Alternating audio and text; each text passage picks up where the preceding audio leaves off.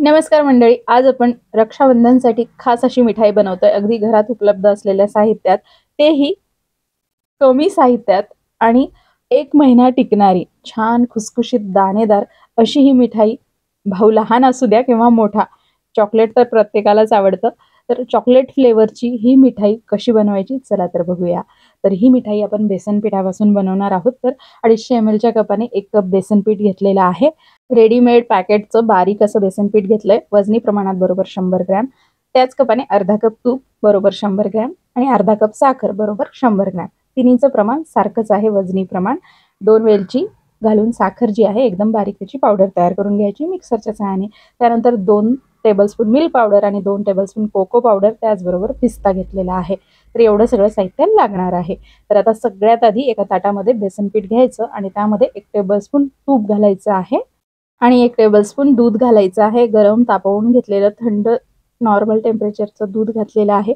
व्यवस्थित एकदा मिक्स करायचंय आणि तूप आणि दूध जे आहे बेसन पिठाला चांगलं चोळून घ्यायचं.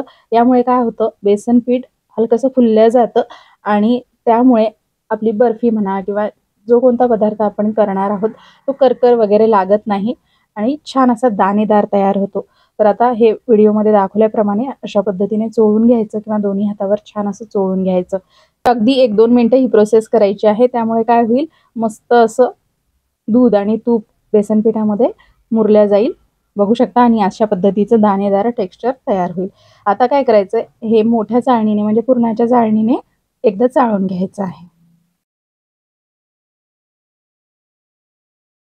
अतिशय सोपी मिठाई आहे आणि 1 महिना टिकते. करायला अतिशय सोपी आहे. फक्त ही एवढीच प्रोसेस थोडी आपल्याला करावी लागेल. यासाठी एक 5-10 मिनिटं लागतील. ज्याप्रमाणे पुरण घासतो ना चाळणीवर, तशा पद्धतीने हे करायचं आहे. आणि बघा, अशा पद्धतीचं दाणेदार टेक्स्चर आपल्याला मिळेल बेसन पिठाचं. तर आता चाळणीमध्ये जे बेसन पीठ आहे त्यामध्ये गुठळ्या झालेल्या आहेत. हाताने ते करायला खूप वेळ लागेल. त्यामुळे काय करायचं, मिक्सरला लावून एकदा फिरवून घ्यायचं आहे. म्हणजे आपलं काम अगदी झटकीपट होईल. तर बघू शकता, अगदी अर्धा मिनिटं फिरवून घेतलं. मस्त सगळं बारीक झालंय. आता परत ते चाळून घेते. चाळून याकरता घ्यायचं की एकसारख्या टेक्स्चरचं आपलं मस्त दाणेदार असं बेसन पीठ इथे आपल्याला तयार मिळेल. याकरिता चाळून घ्यायचं आहे. फक्त एखादा चमचा शिल्लक राहिलाय. आता ते तेवढं 1 चमचा बेसन पीठ तुम्ही पीठ मळताना त्यामध्ये टाकू शकता, वायाला जात नाही. आता अशा पद्धतीचं आपलं बेसन पीठ इथे तयार झालंय. आता बघूया पुढची प्रोसेस. तर आता इथे गॅसवर कढई ठेवलेली आहे. कढई गरम झाली की गॅसची फ्लेम कमी करायची आहे आणि घेतलेल्या तुपापैकी साधारण 2 टेबलस्पून तूप शिल्लक उरवून ठेवायचं. बाकीचं तूप घातलंय. तूप नेहमी पातळ करून मोजायचं. अर्धा कप तूप इथे आपण वापरत आहोत.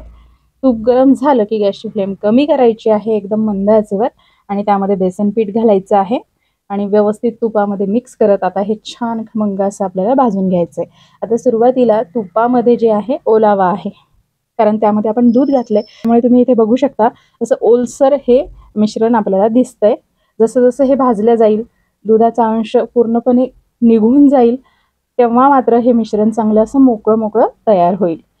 आपल्याला एकसारखं हलवत राहायचं आहे. अजिबात तळाला लागू द्यायचं नाही बेसन पीठ. तर बेसन पीठ भाजायला थोडा वेळ लागतो, पण इथे प्रमाण कमी आहे, फक्त 1 कप आहे. तर बघूया किती वेळ लागतो, पुढे मी तुम्हाला सांगेलच.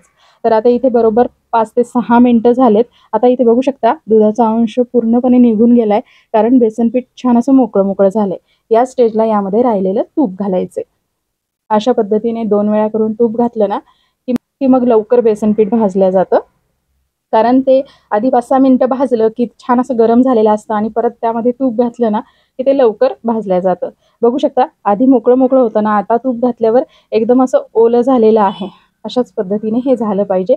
अशा पद्धतीने ओलं बेसन पीठ झालं ना, फसफसून आलं की लगेच ते भाजायलाही सोपं जातं. आता फक्त छान रंग येईपर्यंत आपल्याला हे मंद आचेवर भाजून घ्यायचंय.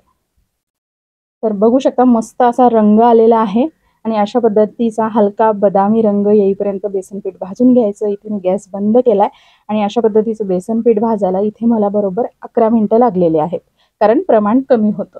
प्रमाण जास्त असेल तर बेसन पीठ भाजायला जास्त वेळ लागू शकतो. तर आता बेसन पीठ भाजलंय, गॅस बंद केलेला आहे. गॅस बंद करून तरीही मी कढईमध्ये ते हलवत होते.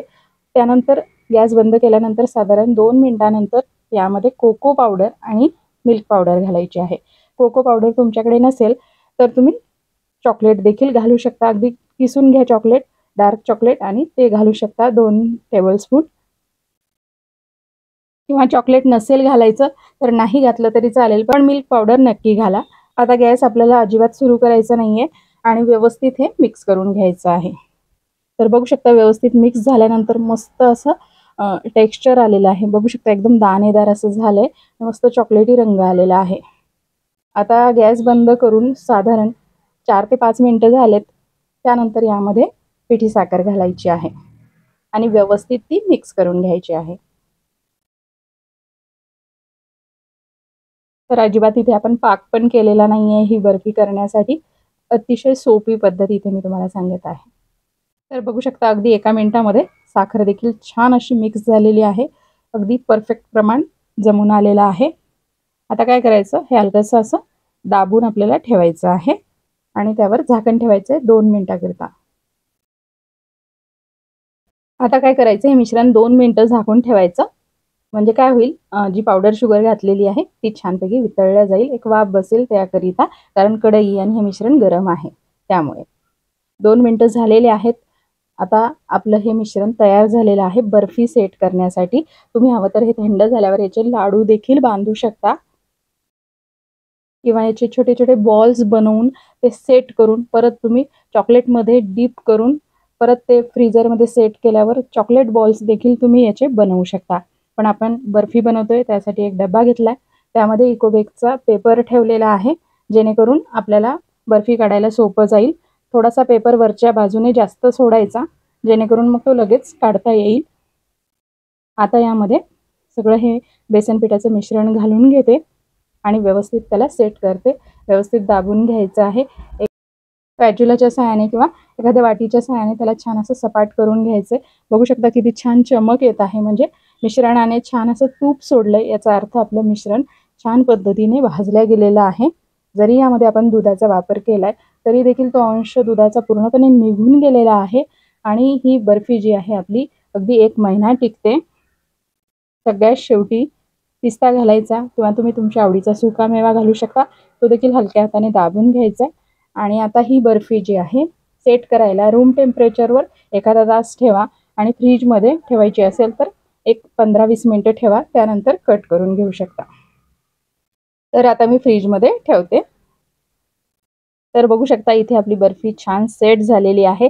जरा जास्त सेट झालेली आहे कारण काय झालं, मी मुलींना स्कूलमधून आणायला गेले आणि तेवढ्या वेळात साधारण इथे 1.5 तास झालेला आहे. फ्रीजमध्ये ठेवली की अगदी 15-20 मिनिटात सेट होते. तर इथे मला 1.5 तास झालेला आहे, त्यामुळे थोडी घट्ट झालेली आहे. चला बघूया, अगदी चॉकलेट प्रमाणे झाली. कट करायला कशा पद्धतीने कट होते ते बघूया. चॉकलेट प्रमाणे झालेली आहे, तर थोडासा जोर लागतोय कट करायला. तुम्ही सॉफ्ट असतानाच कट करून घ्या. तरी देखील अगदी चॉकलेट प्रमाणे तुकडे होत आहेत, बघू शकता तुम्ही. तर तुम्हाला जसे तुकडे करायचे आहेत लहान मोठे त्या पद्धतीने तुम्ही करू शकता. तर अशा पद्धतीने आपली बर्फी इथे कट झालेली आहे. परत मी याला चांदीचा वर्क लावून घेते, म्हणजे दिसायला अजून सुंदर दिसेल. रक्षाबंधनला भावाला खायला द्यायची म्हटल्यावर थोडी सजवली पाहिजे ना, जेणेकरून दिसायला पण आवडली पाहिजे भावाला आणि खाल्ल्यावर तर अप्रतिम असं त्याने म्हटलं पाहिजे.